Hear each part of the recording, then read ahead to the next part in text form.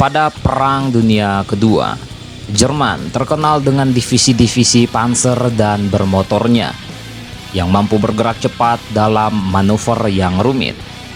Namun divisi panser tersebut hanya ada sekitar 30-an divisi saja maksimal, dan divisi bermotor juga mungkin tak lebih dari angka itu. Tergantung dari waktu dan kondisi militer di kala itu, sisanya adalah divisi-divisi infanteri biasa. Kita bisa melihat bahwa divisi-divisi panser dan bermotor Jerman mempunyai teknologi muktahir yang hebat. Dari tank mereka yang selalu up to date hingga doktrin mereka yang cukup mumpuni. Namun sebenarnya divisi panser sendiri tidak mampu memenangkan perang secara utuh. Mereka masih tetap membutuhkan support dari infanteri, dan infanteri yang baik pasti membutuhkan senjata-senjata yang mumpuni pula di medan pertempuran. Salah satu senjata itu disebut Panzerfaust. Semakin menuju ujung Perang Dunia Kedua, Jerman semakin sadar jika produksi tank dan kendaraan lapis bajanya tidak mampu menandingi sekutu.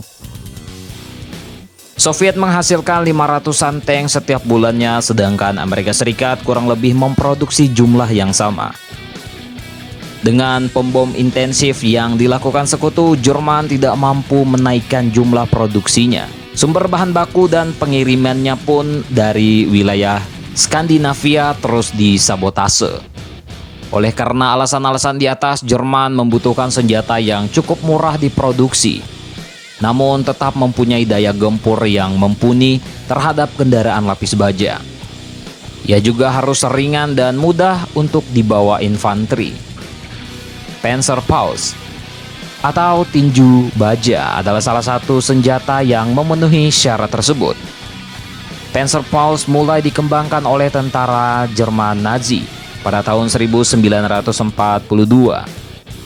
Senjata ini pun tersusun dari sebuah tabung kecil yang terbuat dari baja yang berisi propelan atau bubuk mesiu yang berfungsi sebagai pelontar granat sekali pakai, yang di ujungnya dipasangi sebuah hulu ledak menyerupai granat yang isinya dalam campuran antara trinitroluena dan trihexogen, sehingga menjadikannya senjata yang memiliki daya ledak yang tinggi, sehingga mampu merusak atau bahkan menghancurkan kendaraan lapis baja termasuk tank. Selama Perang Dunia Kedua, Panzerfaust adalah senjata anti-tank yang paling umum digunakan oleh infanteri Wehrmacht ataupun Schutzstaffel. Selain karena efektivitas dalam menghadapi tank musuh, seperti tank Sherman milik Amerika Serikat, tank Stuart milik Inggris ataupun T-34 milik Uni Soviet.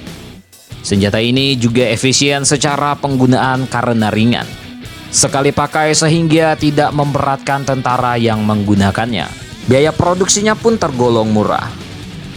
Pengguna Panzerfaust hanya cukup melepaskan pengamannya dan kemudian membidikkannya ke arah target, dan proyektil pun melesat dan menghancurkan tank ataupun kendaraan yang menjadi target.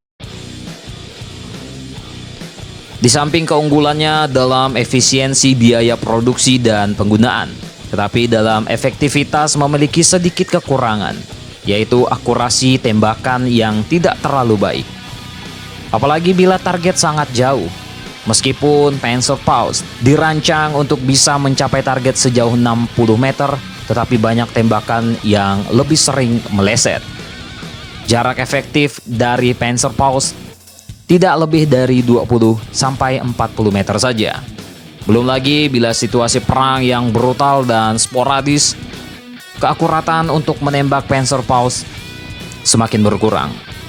Bahkan karena semakin banyaknya produksi Panzerfaust, banyak jenderal Wehrmacht memberikan lelucon satir bahwa bila setelah dipakai, tabung Panzerfaust bisa dijadikan senjata pemukul.